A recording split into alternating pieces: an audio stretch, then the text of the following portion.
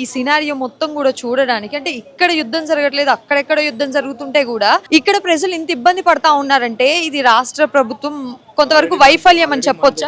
Petrol మన దగ్గర already gas చాలా ఉన్నాయి. ఇంత ప్రాబ్లం ఫేస్ చేయాల్సిన అవసరం లేదు.